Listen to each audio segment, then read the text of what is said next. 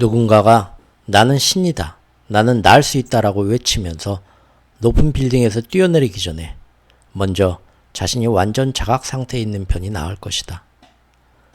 너희가 다른 사람들에게 자신이 신임을 과시함으로써 그것을 증명해야 하는 경우라면 그것은 너희는 자신이 신임을 모른다는 것이기에 너희 현실 속에서 이 알지 못함이 자신을 과시할 필요를 느낄 것이다. 그리고 결국 너희는 체면을 완전히 구기고 말 것이다. 신은 누구에게도 자신을 증명하려 하지 않는다. 그럴 필요가 없기 때문이다. 신은 그냥 있다. 그리고 신이란 게 그런 것이다. 자신이 신과 하나임을 아는 사람들이나 내면의 신을 체험한 사람들은 그들 자신한테는 말할 것도 없고 누구한테도 그것을 증명할 필요가 없고 증명하려 하지도 않는다. 그랬기에 그들이 네가 정말 하느님의 아들이거든 어서 십자가에서 내려와 보라 라며 그를 조롱했을 때 예수라 불리던 그 사람은 아무것도 하지 않았다.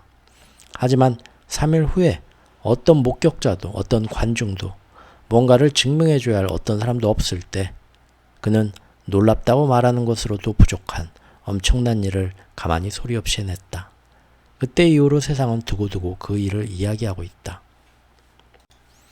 너희가 구원을 찾을 곳이 이런 기적에서이다. 예수만이 아니라 너희 자신에 관한 진리를 너희에게 보여주는 이런 기적은 너희가 지금껏 들어왔고 진리로 받아들였던 너희 자신에 관한 거짓말에서 너희를 구원해 줄 수 있기 때문이다. 신은 언제나 너희를 자신에 관한 가장 고귀한 생각으로 초대한다. 너의 행성에도 지금 이 순간 이런 여러 고귀한 생각들을 드러내온 사람들이 있다. 물체가 나타났다가 사라지게 하고 그들 자신들이 나타났다가 사라지게 하며 나아가 몸을 하고 영원히 살거나 몸으로 돌아와 다시 사는 것을 포함해서 이 모든 것이 모두가 그들의 믿음, 그들의 암, 세상과 세상 이치에 대한 그들의 변치 않는 명료함 덕분에 가능했던 것이다. 그런데 예전에는 육신 형상을 한 사람들이 이런 일들을 해낼 때마다 너희는 그 사건들을 기적이라 부르고 그 사람들을 성자와 현인으로 삼았지만 그렇다고 그들이 너희보다 더 성자와 현인인 것은 아니다. 너희 모두가 성자이고 현인이기 때문이니 그들이 너희에게 전해주려는 메시지가 바로 이것이다. 그리고 너희는 그것을 믿을 수 없다. 너희는 다만 그것을 알 수 있을 뿐이다. 믿으려 한다는 것은 그것을 믿을 수 없기 때문에 자각하지 못하기 때문에 하는 애씀이다. 하지만 알매 상태에 있다면 자각의 상태에 있다면 굳이 믿으려 할 것도 없을 뿐이다. 네가 자신을 위해 원하는 것이 무엇이든 그것을 남에게 주어라. 그러니 네가 그렇게 될 수 없다면 다른 누군가가 그렇게 되도록 도와줘라. 다른 누군가에게 그가 이미 갖고 있음을 말해주고 그가 그것을 지녔음을 칭찬하고 그가 그것을 지녔음을 존경하라. 구루를 갖는 진가가 여기에 있다. 바로 이것이 핵심이다. 서구에서는 구루라는 용어에 대단히 부정적인 에너지를 실어왔기에 이제 그 말은 거의 비아냥거림이 되고 말았다. 구루가 된다는 건 어쨌든 협잡꾼이 되는 것이고 구루에게 네 정성을 바치는 건 어쨌든 네 힘을 내주는 것이라는 식으로. 하지만 너희 구루를 존경하는 건 힘을 내주는 것이 아니라 힘을 얻는 것이다. 너희가 구루를 존경할 때, 너희가 자신의 성각자 스승을 찬미할 때 너희는 나는 당신을 본다고 말하는 셈이다. 그리고 너희가 남에게서 보는 것이라면 너희는 자신 안에서도 보기 시작할 수 있다. 그것은 너희 내면의 실체가 외화된 증거들이다. 너희가 구루에게서 보는 것은 너희 내면의 진실, 너희 존재의 진실에 대한 외화된 증명이다. 네가 쓰는 이 책들에서 너를 통해 주어지는 진리가 이것이다. 이 책의 저자는 신이다. 그리고 너 역시 저자다. 내가 쓰든 아니면 네가 쓰든 아무 차이도 없다. 차이가 있다고 여기는 한 너는 네가 쓰는 내용의 핵심을 놓칠 것이다. 그럼에도 지금까지 대다수 인류가 이 가르침을 놓쳐왔다. 그래서 나는 옛 스승들과 똑같은 메시지를 가진 새로운 스승들, 더 많은 스승들을 너희에게 보내고 있는 것이다. 나는 그 가르침을 너 자신의 사사로운 진리로 받아들이기 꺼려하는 너를 이해한다. 만일 네가 이 글들을 말하거나 쓰면서 신과 하나라거나 심지어 신의 일부라고 주장하면서 돌아다녔다면 세상이 너를 어떻게 생각해야 할지 몰랐을 것이다.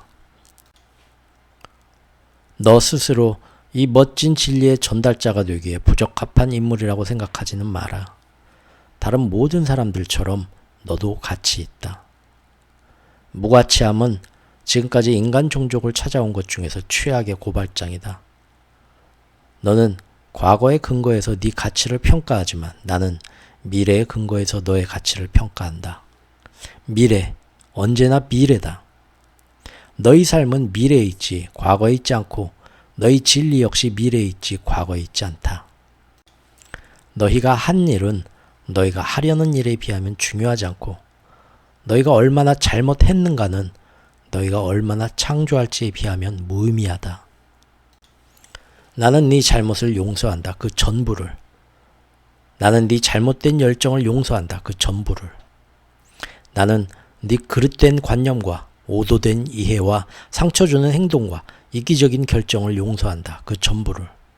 남들은 너를 용서하지 않을지 모르지만 나는 용서한다.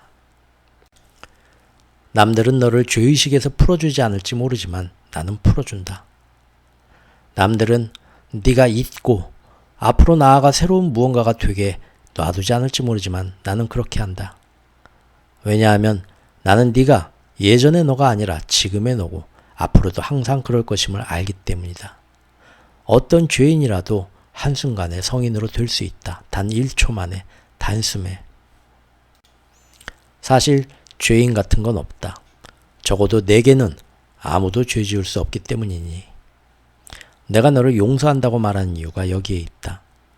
내가 이 용어를 쓰는 건 그것이 너희가 이해할 것 같은 용어이기 때문이다. 그러나 사실 나는 어떤 것에 대해서도 너희를 용서하지 않는다. 그리고 앞으로도 영원히 용서하지 않을 것이다. 내게는 용서할 게 없으니 그럴 필요가 없다. 하지만 내가 너희를 방면시켜 줄 수는 있다. 그렇기에 나는 그렇게 한다. 내가 그 많은 스승들의 가르침을 통해 예전에 그토록 자주 그래왔던 것처럼 지금 여기서 다시 한번. 그러나 너희는 그런 가르침을 따르지 않는다. 너희가 신의 선함을 믿지 못하기 때문이다. 그렇다면 내 선함을 믿는 건 놔두고 대신 단순 논리를 믿어라. 내가 너희를 용서할 필요가 없는 이유는 너희는 나를 화나게 할 수도 위태롭게 하거나 해칠 수도 없다는 데 있다. 그런데도 너희는 자신들이 나를 화나게 할 수 있고 심지어 나를 위태롭게 할 수도 있다고 상상한다. 이 무슨 과대망상이란 말인가. 나는 해 입지 않는 자니 너희는 어떤 식으로든 나를 해치거나 위태롭게 할 수 없다. 그리고 해 입지 않는 자는 다른 사람에게 해를 입힐 수도 없고 입히지도 않을 것이다. 이제 너는 내가 비난하지 않고 벌 주지 않을 것이며 나로서는 보복할 필요도 없다는 진리 뒤에 있는 논리를 이해한다. 어떤 방식도 나를 화나게 하거나 위태롭게 하거나 다치게 하지 않았고 또 그렇게 할 수도 없으니 나로서는 그럴 필요가 없다. 너와 다른 모든 사람들 역시 마찬가지다. 비록 누군가가 너희를 다치게 하고 위태롭게 하며 해칠 수 있고 또 그래왔다고 너희 모두가 상상하더라도 마찬가지이다. 너희는 피해봤다고 상상하기에 복수를 필요로 하고 고통을 체험하기에 그 보복으로 다른 사람의 고통을 요구한다. 하지만 남에게 고통을 가하는 것에 도대체 어떤 정당화가 가능하단 말인가?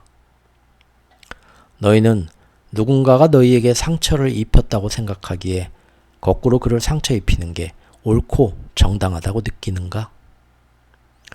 너희가 입으로 사람으로서는 해서는 안 될 일이라고 말하는 그런 짓이라도 정당화만 할 수 있다면 자기가 하는 건 괜찮다는 이야기냐? 이런 게 광기다. 그리고 이 광기에서 너희가 보지 못하는 건 남에게 고통을 가하는 사람들 모두가 자기 쪽이 옳다고 여긴다는 점이다. 그 사람 자신은 그가 추구하고 바라는 것을 전제로 할 때 자신이 취하는 모든 행동을 올바른 행동으로 이해해야 한다. 너희 규정에 따르면 그것들이 추구하고 바라는 것이 글렀겠지만 그들의 규정에 따르면 그러지 않았다. 그들의 세상형과 도덕적 윤리적 해석과 신학적 이해는 물론이고 그들의 결정과 선택과 행동들에 너희는 동의하지 않을지 모르지만 그들은 자신의 가치관에 근거해서 그것들에 동의한다. 너희는 그들의 가치관이 글렀다고 단정한다. 하지만 너희 가치로 옳다고 말하는 건 누구인가? 오직 너희뿐이다. 너희 가치관은 너희가 그것을 옳다고 말하기 때문에 옳은 것이다. 그렇다 해도 너희가 그 평가를 계속 유지한다면 이것도 어느 정도는 의미가 있을지 모른다. 하지만 무엇을 옳고 그르다고 여기는지를 놓고 너희 스스로도 계속해서 마음을 바꾸고 있지 않은가? 너희는 개인으로서도 이렇게 하고 사회로서도 이렇게 한다. 20, 30년 전만 해도 너희 사회가 옳다고 여기던 것을 너희는 지금 틀렸다고 여긴다. 그리 멀지 않은 과거에 너희가 틀렸다고 여기던 것을 너희는 이제 옳다고 단정한다. 도대체 어느 쪽이 진짜인지 누가 알 수 있단 말인가? 너희는 무슨 수로 선수 일람표도 없이 선수들을 알 수 있는가? 그런데도 너희는 서로를 심판하면서 앉아있다. 너희는 비난한다. 용납되는 것과 용납되지 않는 것에 대한 너희의 변화하는 관념들을 몇몇 사람들이 따라잡지 못했다고 해서 그들을 비난하고 심판한다. 심지어 너희는 괜찮은 것과 괜찮지 않은 것에 대해서조차도 너희 마음을 계속 유지하지도 못하면서 말이다. 너희가 옳고 그른 것에 대해 견해를 바꾸는 것 자체는 문제가 아니다. 너희는 원래 견해를 바꿔야만 한다.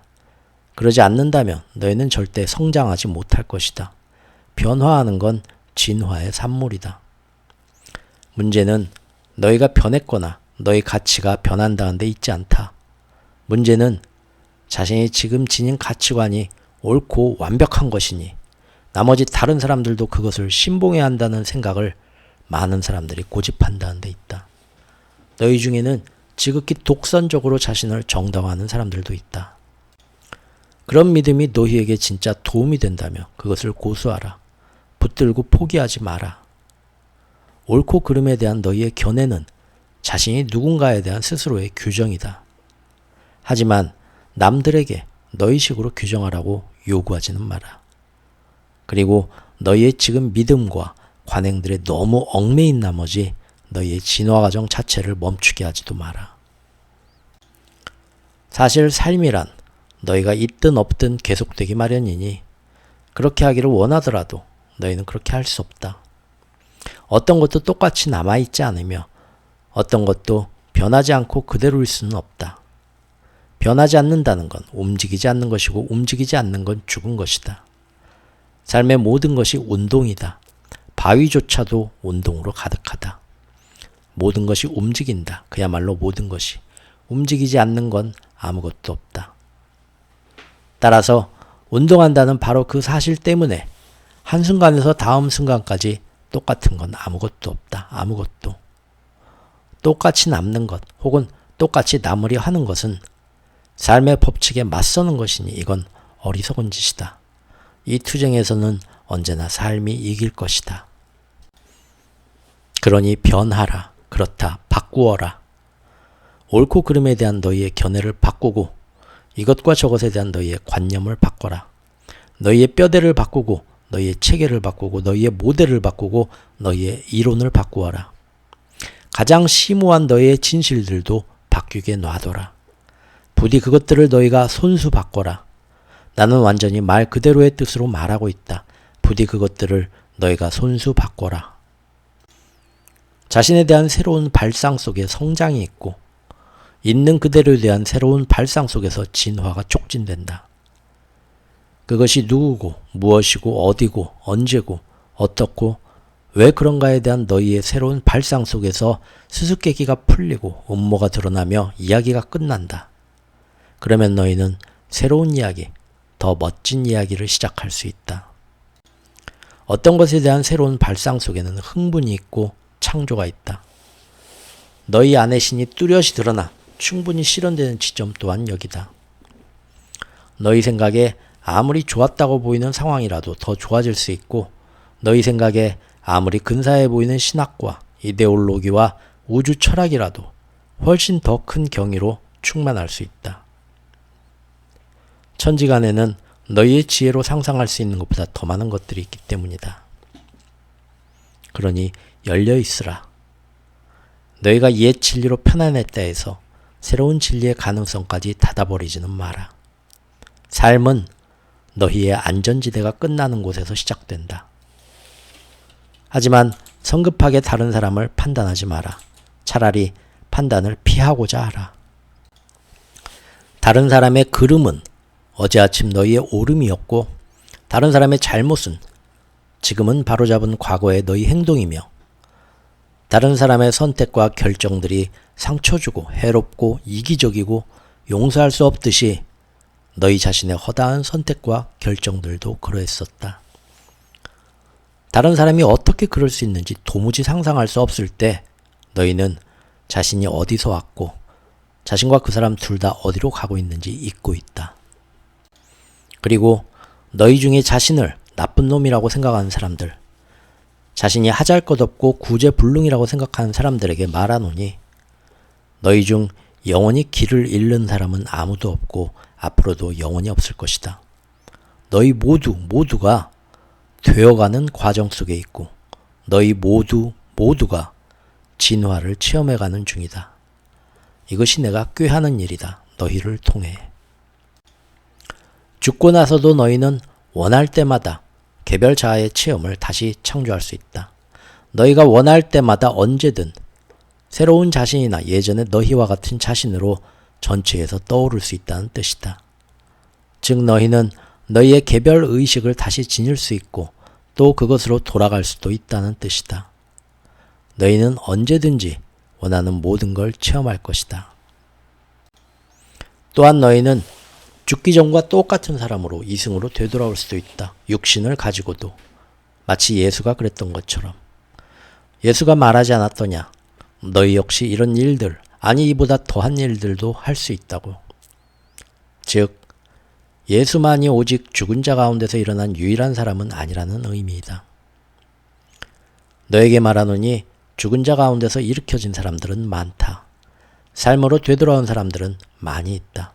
그것은 너희 병원들에서 날마다 그리고 바로 지금도 일어나는 일이다. 영혼들은 영적 형상이나 물질 형상으로 소위 죽은 자들 가운데서 돌아올 수 있다. 그들이 원하는 게 그것이라면. 사실 영적 형상으로 많은 사람들이 그렇게 하고 있다.